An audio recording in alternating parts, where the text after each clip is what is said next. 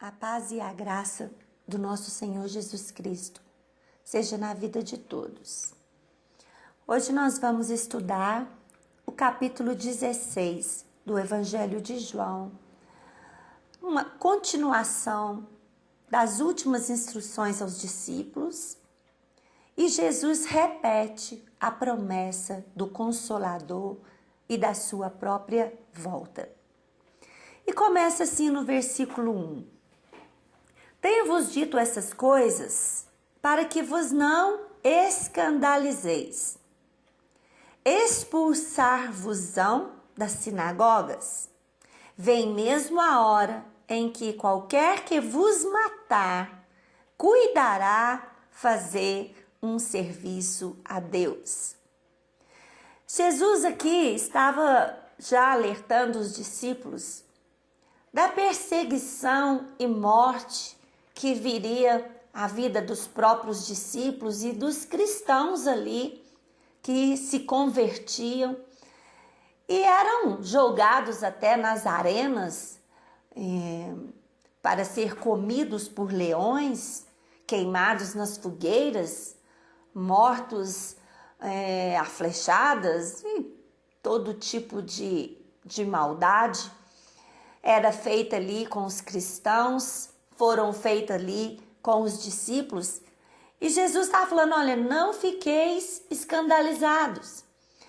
E a gente vê ali no início de Atos dos Apóstolos, o próprio Paulo, o apóstolo Paulo, que trouxe cerca de 13 cartas para nós, porque existem algumas que não se tem certeza se foi ele mesmo que escreveu, mas antes, chamado de Saulo, ele tinha esse prazer em perseguir a igreja e ele se converte assim, pedindo cartas para ir a Damasco para prender ali alguns cristãos.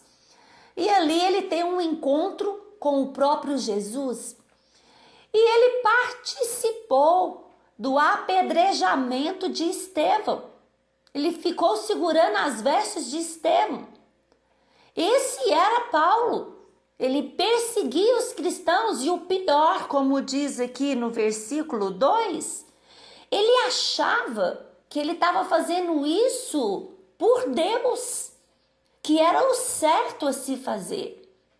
Nós ainda temos isso hoje. Células do islamismo, pessoas, não são todos, radicais, que se explodem para matar pessoas, que matam crianças, mulheres, e dizem que estão fazendo isso em nome de Deus, que eles chamam de Alá. Então Jesus está falando que isso tudo vai acontecer. Não fique assustado, não fique escandalizado.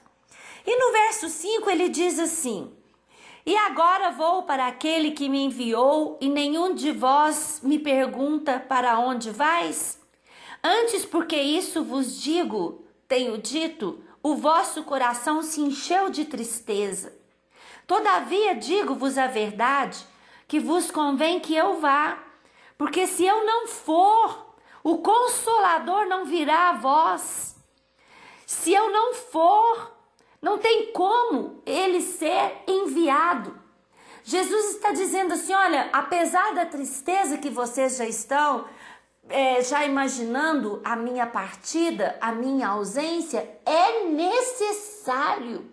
Eu preciso ir, porque se eu não for cumprir a minha missão, cumprir a justiça de Deus, como o último cordeiro a ser morto, um cordeiro sem pecado, e apresentar isso a Deus, a justiça de Deus não será completa. E o Espírito de Deus não poderá vir. E Jesus fala assim, e quando o 7, já li ele, né? Todavia digo-vos a verdade, que vos convém que eu vá, porque se eu não for, o Consolador não virá a vós. Mas se eu for, eu vou enviá-lo.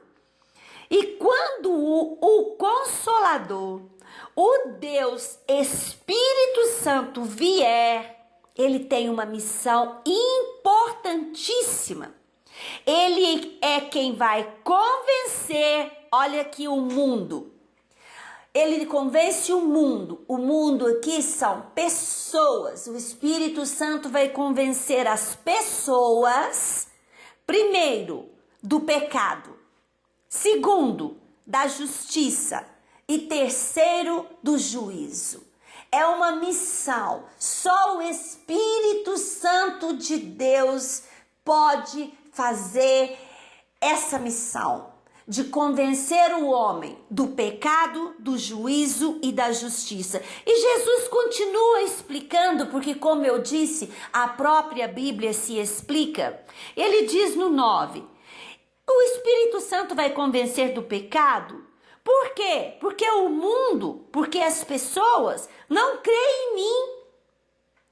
Esse é o pecado que leva as pessoas para o inferno. Todos os pecados têm perdão. Seja uma pessoa satanista que adora Satanás, uma pessoa que se dedica à macumbaria e fazer mal para os outros, seja um pedófilo, seja um ladrão, seja o que for. Se ele se arrepende do seu pecado, ele tem perdão.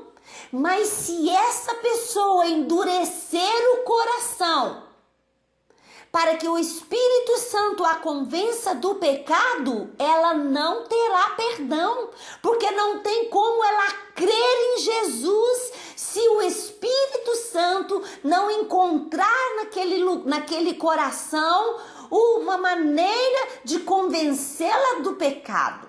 Então, o pecado que leva as pessoas para o inferno é o pecado daquele que não crê, não acredita, não recebe o Senhor Jesus. E depois ele diz assim, ó, o Espírito Santo também, ele vai convencer da justiça, porque eu vou para o meu Pai e não me vereis mais.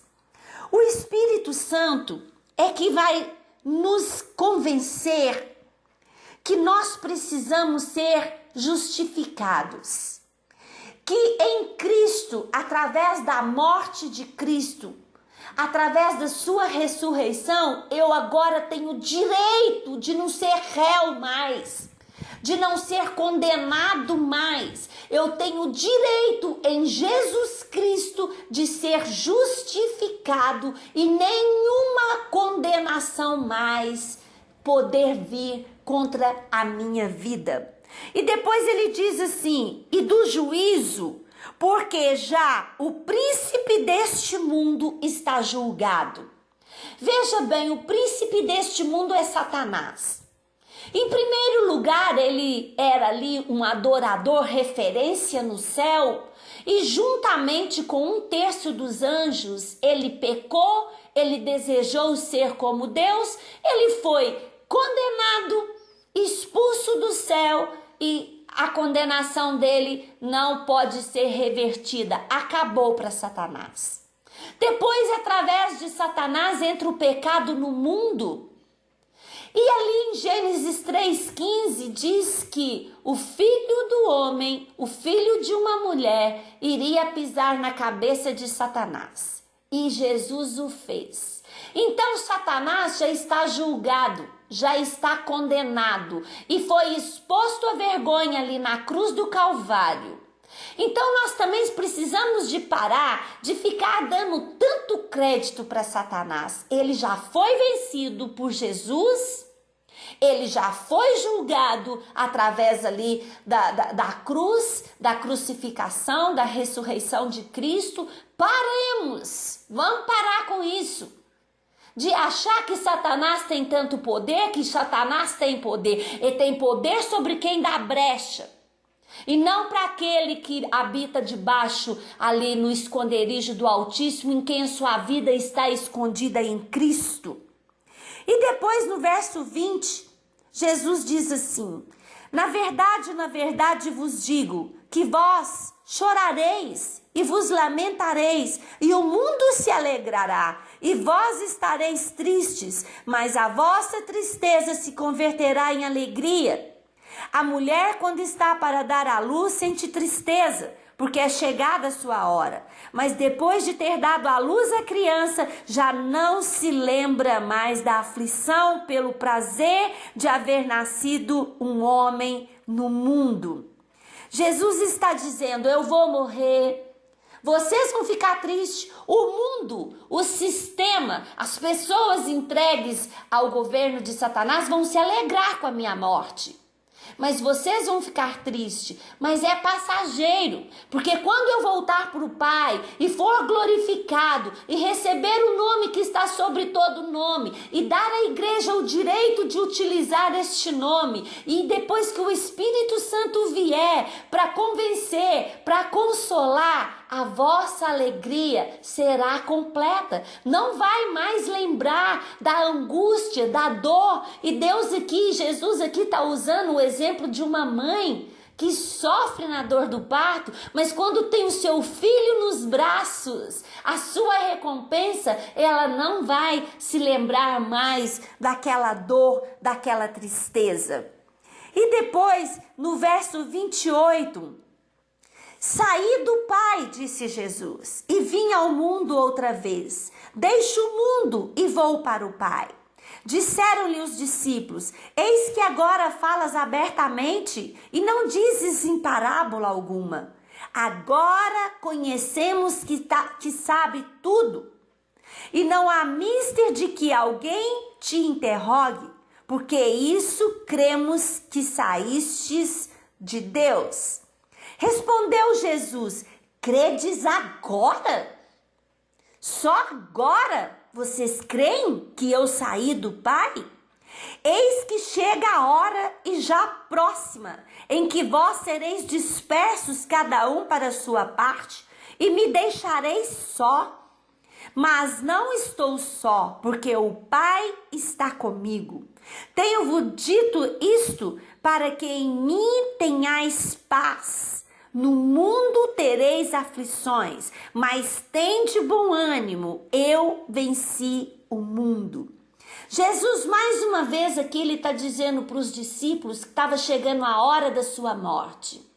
E que apesar deles estarem ali entristecidos, apesar deles estarem ali preocupados, ora com a morte de Jesus, ora com eles mesmos, Jesus diz para ele: está chegando a hora e todos vão me abandonar. Todos vão me abandonar, mas não tem problema, porque Deus, o Pai, está comigo, estará comigo até o fim. Essa palavra é para mim, essa palavra é para você.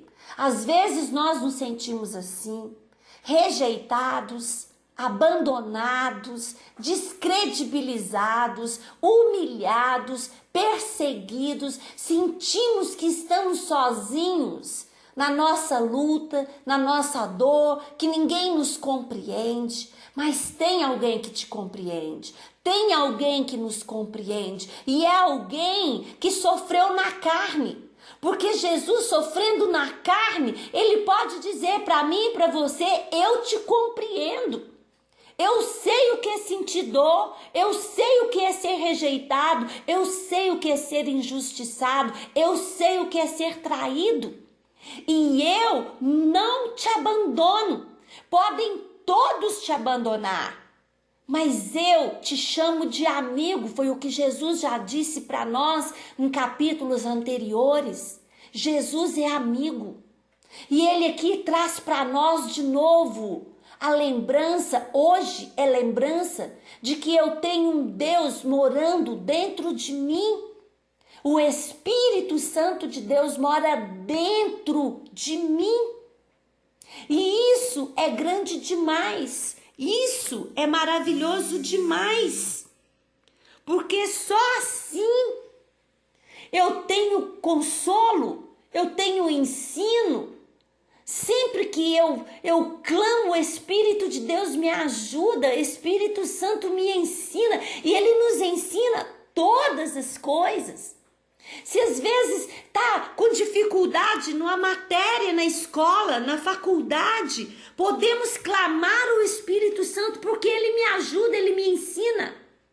Se eu estou com uma dificuldade no trabalho para aprender, pode pedir o Espírito Santo que ele me ajuda, que ele me ensina.